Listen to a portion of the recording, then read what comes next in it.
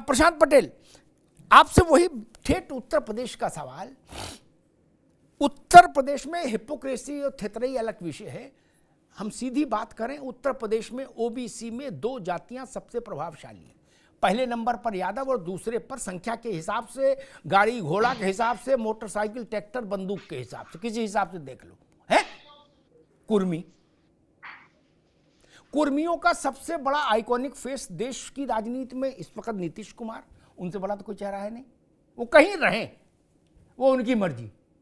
क्या भारतीय जनता पार्टी उत्तर प्रदेश में कुर्मियों को, क्योंकि 8 से 10 लोकसभा सीटें ऐसी हैं जहां 12-13% तक कुर्मी वोट है डिसाइसिव, क्या नीतीश जी का उपयोग उत्तर प्रदेश के महासमर में भाजपा करेगी? जी अमिताभ जी नमस्कार। नमस्कार। देखिए, जब गठबंधन होता है, हमारे गठबंधन के साथ ही तो सभी जो होते हैं उनके नेता एक दूसरे की कंस्टिट्यूएंसी में जाते हैं। उत्तर प्रदेश में जो हमारा गठबंधन था निषाद जी से, प्रिया पटेल जी से, तो चाहे भाजपा के कैंडिडेट थे वहां पे वो प्रचार करने दोनों लोग जाते थे, या जहां पे उनके अपना दल या निषाद पार्टी के कैंडिडेट थे तो भाजपा के नेता भी जाते थे। तो निश्चित तौर पर नीतीश जी अब एनडीए का पार्ट बने और पहले भी हमारे अन्य राज्यों में चुनाव प्रचार करने जाते हैं, बड़े नेता हैं देश के, तो निश्चित तौर पर जाएंगे। और उत्तर प्रदेश में जहां कुर्मी समाज की बात है, आज लोकसभा के 8 सांसद, 8 में से 7 भाजपा के साथ हैं, लगभग 27-28 विधायक हैं उत्तर प्रदेश में। तो कुर्मी वर्ग तो लंबे समय से भारतीय जनता पार्टी के साथ टिका हुआ, इसमें कहीं कोई दोहराए वाली बात नहीं है। और अब आज जिन लोगों को नीतीश जी से समस्या हो रही है कि भाई वहां चले गए, यहाँ चले गए, तो वही अब कल तक उनको आइकन बता रहे थे, प्रधानमंत्री पद को उम्मीदवार बता रहे थे, जैसा कि आपने बताया कि रैली भी प्रस्तावित हो गई थी। लेकिन नीतीश जी बड़े नेता, मुझे हुए नेता, उन्होंने अपना समझा कि कहाँ पे उनका हित सुनिश्चित है।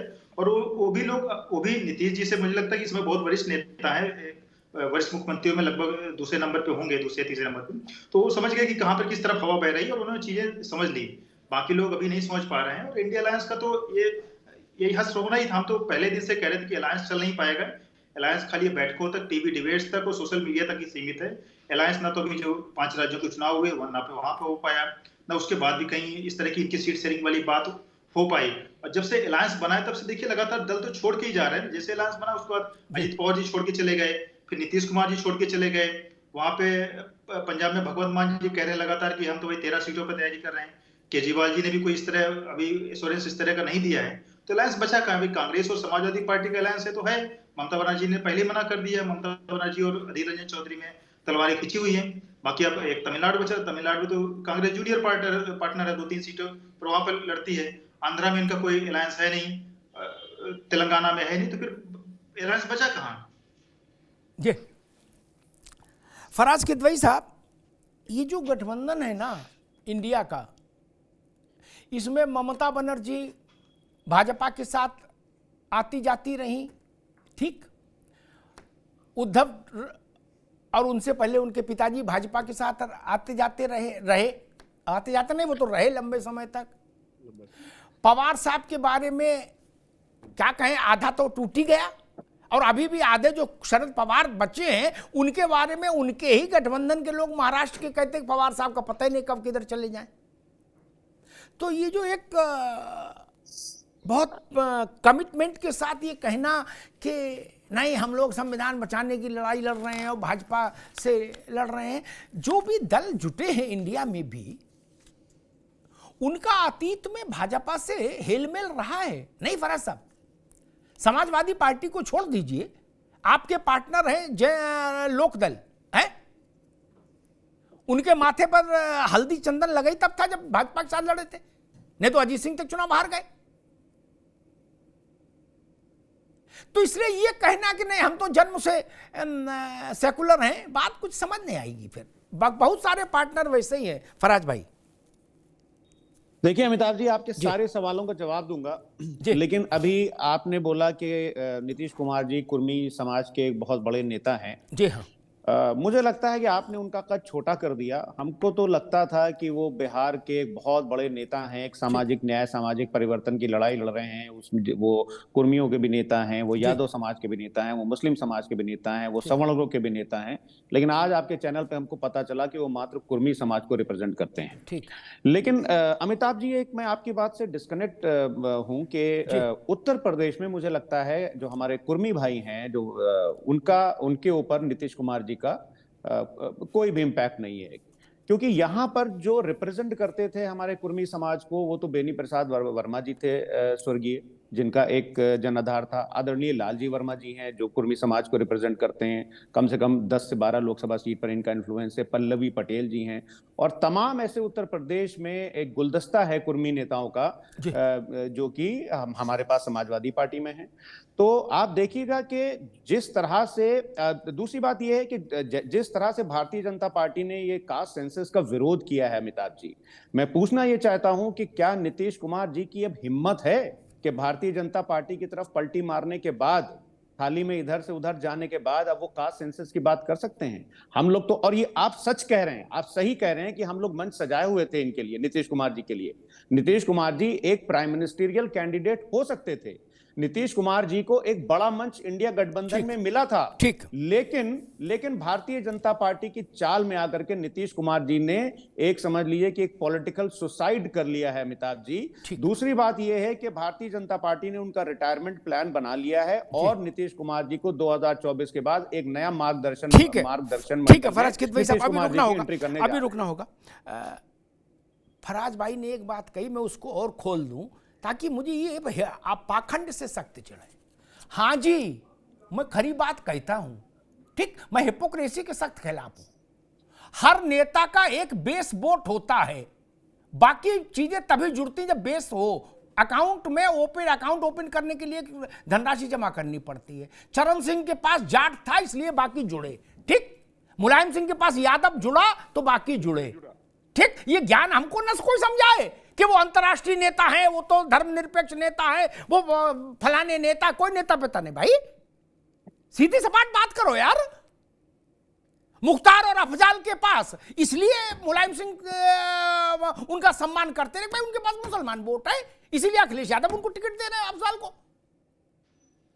संविधान बचाने के लिए थोड़ा टिकट दिया जा रहा है यार, अजब बात करते हो। कल्याण सिंह के पास एक पिछड़े वर्ग का एक बड़ी जाति का वोट गैल्वनाइज हुआ, इसलिए वो बड़े नेता इमर्ज हुए। इसमें कौन से लालू यादव? ये फराज कितवाई कह सकते हैं, मैं नहीं हिपोक्रेसी कर सकता कि लालू यादव सब पूरे भारत के नेता है और सबके नेता, ऐसा नहीं भाई साहब। उनकी ताकत जो है 10-5 वोट और लोगों को भी मिलते होंगे, लेकिन उनका कोर कॉम्पिटेंस यादव वोट है। यादव के साथ मुसलमान जुड़ता है लालू विनिंग कॉम्बिनेशन में। मैं ऐसा भ्रम रखता तो 35 साल राजनीति पत्रकारिता नहीं कर पाता भाई साहब। मेरी जमानत जब्त हो जाती नेताओं की तरह। अमिताभ जी 20 सेकंड का ना अभी नहीं देंगे, अभी कतई नहीं देंगे। इसलिए ये हिपोक्रेसी बंद करिए। मुझसे कोई कहेगा अखिलेश यादव फला के मंत्री, फला के नेता, नहीं। यादव उनके साथ गैल्वनाइज है, इसलिए अखिलेश यादव की उत्तर प्रदेश में इंपॉर्टेंस है। और जब तक उनके साथ यादव गैल्वनाइज रहेगा तब तक उनकी इंपॉर्टेंस रहेगी। बात खत्म हो गई। इसको इतना महिमा मंडित क्यों कर रहे हो अखिल विश्व के स्वामी? आदरणीय अखिलेश जी, ऐसा ना करो महाराज। अरे हमको पता है प्रभु, रुक जाओ। खैर, के त्रिपाठी साहब, समाजवादी पार्टी जो कल तक नीतीश जी को चाचा कह रही थी, प्रधानमंत्री का उम्मीदवार बता रही थी, वो कह रहे हैं कि उनका रिटायरमेंट प्लान तय हो गया और उनका मामला बिल्कुल टाटा फिक्स हो गया। देखिए अमिताभ जी, आप तो वरिष्ठ पत्रकार हैं। मैं एक चीज और शेयर करना चाहता हूं कि माननीय मुलायम सिंह को लोध वोट के कारण कल्याण सिंह को लेना पड़ा, जो बाबरी मस्जिद के गिराने में अहम भूमिका अदा की। तो राजनीति कहाँ है, इसको हमको मत समझाएं। सापा वाले न समझाए कि राजनीति कहाँ, वो नीतीश कुमार ने गलती कर दी। माननीय नीतीश कुमार, हमारा इनका गठबंधन बहुत पुराना गठबंधन, जब जॉर्ज फर्नांडिस थे तब से था। हम एक उनके सही पार्टनर के रूप में 96-98 में हम उनके साथ गए थे, और जॉर्ज फर्नांडिस उसके संयोजक रहे गठबंधन के, एनडीए के, और 24 पार्टियों के साथ देश में माननीय अटल बिहारी वाजपेयी ने एक शानदार सत्ता चलाई और संकट मोचन का काम करते थे। तो ये चीज जो गठबंधन का दौर है अमिताभ जी इस देश में 67 से चला आ रहा है, 1967 से, उसमें कौन किसके साथ कब परिस्थिति बदलेगा वो बदलता रहता है। जहां तक सवाल है कि नीतीश कुमार का, भाई ये तो हमेशा जब भी नीतीश कुमार के बारे में सपा के और अन्य दल के लोगों की जो बात होती है कि भाई नीतीश कुमार, लेकिन नीतीश कुमार अपनी स्थिति और बिहार की जनता के परिप्रेक्ष्य में निर्णय लेते हैं। वहां की जनता ने 18 वर्षों तक उनको मुख्यमंत्री पद पे बैठाया है और उसके साथ ही अमिताभ जी देश के 3 बार वो केंद्रीय मंत्री रहे और उनके चेहरे पे दाग नहीं है। और सारे जितने हैं, कहना मुझे आपके चैनल के माध्यम से नहीं चाहना चाहिए, सारे दागदार हैं, वरना आज सब सड़क पे उतर करके भारतीय जनता पार्टी को सत्ता से बाहर करते थे। लेकिन आजकल किसी की हिम्मत नहीं जो सड़क पे उतर ठंड में सड़क पर उतरवा दो। ईडी वाले वैसे ही ढूंढ रहे हैं, गजब कर रहे हो त्रिपाठी जी, ईडी वाले वैसे ही ढूंढ रहे हैं और ठंड में सड़क पे उतार दो। अमिताभ जी इतने पुराने हम सोशलिस्टों के जानते थे, उनके पास कुछ होता नहीं था, चौराहे पे भाषण देते थे।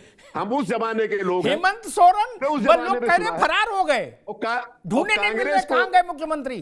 डॉक्टर लोहिया साहब सारे यूनिवर्सिटियों में जाते थे, सारी जगह। ठीक है त्रिपाठी जी, नीतीश बाबू का राजनीतिक जीवन का अंत हो गया, ऐसी भविष्यवाणी कई बार कई लोग पक्षों से आई और नीतीश हर बार और प्रासंगिक होकर उभरे, प्रासंगिक होकर, राइट, ठीक। अभी उत्तर प्रदेश पूरे देश में, और इसलिए इन बातों को कोई अर्थ नहीं मेरे जैसे प्रैक्टिकल आदमी के लिए कि पलटू राम मैं कुछ नहीं कर मानता। कोई मतलब पलटने को तो सब तैयार बैठे हैं, कुर्सी मिलेगी, पलटे बैठे भाई, कुर्सी मिलेगी नहीं ना, उपयोगिता होनी चाहिए, उपयोगिता होनी चाहिए। गिराने वाले के साथ सापा खड़ी हो गई। कोई मुफ्त में कुर्सी देता है? अरे ट्रेन में तो बर्थ देता नहीं, कोई सटने नहीं देता। बगल में बैठाया मुख्यमंत्री कुर्सी को दे दे, उपहार में दे रहा है क्या? नहीं, नीतीश की उपयोगिता इसलिए। खैर हिंदवी साहब, एक बड़ा डेंट कांग्रेस पर यह आया क्योंकि बिना रीजनल फोर्सेस को बिल्कुल सम्मान के साथ अपने साथ होल्ड रखे बिना तो कुछ होना जाना नहीं। ठीक, कांग्रेस तो ऑल टाइम लो टेम्परामेंट से गुजर रही है। क्या इमरजेंसी में भी वो 140-50 सीटें जीती थी। अब इस घटना ने ये डेंट पैदा कर दिया कि जेडीयू ने सारा दोष कांग्रेस के सिर मर दिया कि कांग्रेस की मानसिकता रीजनल पार्टीज के नेताओं के विरोध की मानसिकता है। मनीष जी, ये नैरेटिव आपको लगता है कि रीजनल फोर्सेस को अपील करता है, उनकी समझ में आती है कि हाँ भाई कांग्रेस हमको खत्म करना चाहती है, हमारी लीडरशिप को खत्म करना चाहती है? मनीष, देखिए नीतीश को पाला बदलना था, उन्होंने बदल दिया। मैंने कहा मैं उस पर कोई टिप्पणी नहीं करूंगा, लेकिन वो जो कह रहे हैं वो सब एज इट इज मान लिया जाएगा, ये कोई जरूरी नहीं है। रीजनल फोर्सेस को कौन खत्म करता है, इस देश की रीजनल पार्टीज जानती हैं। उत्तर प्रदेश में बसपा को या सपा को या पूरे देश में जितनी भी रीजनल पार्टीज हैं, उनके खिलाफ जिस तरीके से मुकदमे बुने जा रहे हैं, उनके नेताओं को परेशान किया जा रहा है, ये सब जानते हैं कि कौन कर रहा है। ये भाजपा कर रही है, भाजपा रीजनल फोर्सेस को खत्म करना चाह रही है। मुकदमे की बात अलग है, मुकदमा कैसे बंद हो जाएगा? अभी कोई कह रहा था कि लालू जी ने कुर्बानी दी सेकुलरिज्म के लिए, वो जेल जाना मंजूर। अरे लालू जी सेकुलरिज्म के लिए जेल नहीं गए, चारा घोटाले में जेल गए भाई, इसका सेकुलरिज्म क्या लेना देना? मैं तो जो अपनी बात कर रहा हूँ सुनिए, मैंने क्या पूरे अपने उद्बोधन में इस तरह की कोई बात की? जी, मैं तो प्रैक्टिकल बात की तरह कर रहा हूँ। मैं तो सिर्फ ये कह रहा हूँ कि पूरे देश में जितने भी रीजनल पार्टीज हैं उनके अपने वोट शेयर्स हैं, उनके वोट शेयर पर किसकी निगाह है आप स्टेट बाय स्टेट देख लीजिए, कौन अपनी तरफ ले जा रहा है। तो रीजनल पार्टीज को खतरा कांग्रेस से नहीं है, भाजपा से है ना, और ये बात आईने की तरह स्पष्ट है। मनीष भाई, एक सप्लीमेंट्री था, अगर रीजनल फोर्सेस को कांग्रेस पे भरोसा होता तो ममता बनर्जी कांग्रेस को नो एंट्री का बोर्ड क्यों दिखाती है बंगाल में कि आपके मेरे यहाँ कोई अगला आपके साथ एग्रीमेंट नहीं होगा, हम अकेले लड़ेंगे? क्यों? देखिए चुनाव के समय आप बहुत प्रैक्टिकल बात कह रहे हैं, बार बार आप कह रहे हैं मैं प्रैक्टिकल आदमी हूं, आप बार बात कह रहे हैं तो मैं उसी बात को आगे बढ़ाता हूं। चुनाव के समय चाहे कांग्रेस हो, भाजपा हो, बाकी रीजनल दल, हर आदमी ये देख रहा है कि हम कितनी सीटें जीत सकते हैं। बात तो इसी पर होनी थी ना, जब गठबंधन था तो गठबंधन तो बन गया, बात किस पे होनी थी? बात सीटों पर होनी थी। यहाँ देखिए, यहाँ भरोसे का मसला नहीं है, भरोसा पूरा है, हम एक आइडियोलॉजी के साथ हैं, लेकिन हम कितनी सीटों पर कौन लड़ेगा ये समय तय करेगा। मनीष बाबू ठीक है, मैं प्रशांत जी के पास चलूं उससे पहले एक बात कहूं, ये अद्भुत बात है उल्टे बांस बरेली का कि पंचों की राय शर्माते खटोला यहीं बिछेगा। बोले गठबंधन पूरा है, एक दूसरे के साथ फेविकोल का जोड़ है, लेकिन हम सीटें नहीं देंगे अपने राज्य में। फिर गठबंधन काय का, मूंगफली खाने का है गठबंधन है कि घर पे आना मूंगफली खिलाएंगे? काय का गठबंधन भाई? चुनाव में गठबंधन, हमको पहले कहा गया देश को कि विधानसभा का नहीं, जब अखिलेश जी नाराज हुए मध्य प्रदेश में और उन्होंने कहा कांग्रेस धोखेबाज पार्टी है, तो कांग्रेस ने कहा अखिलेश के सुनने में समस्या है अखिलेश यादव के। हमने पहली मीटिंग में कह दिया था कि विधानसभा का नहीं है। अच्छा जी, बोले फिर किसका? बोले अब ये लोकसभा का है। ममता जी ने कह दिया लोकसभा का भी नहीं है। तो अब लोग पूछ रहे ग्राम प्रधानी में गठबंधन होगा क्या, ये नगर निगम में गठबंधन होगा? वो भी सही, ये भी सही, सब तो सही नहीं हो सकता ना मित्र। सेकुलरिज्म को ऐसा बड़ा तंबू नहीं जिसके नीचे सब कमियां छुप जाएं।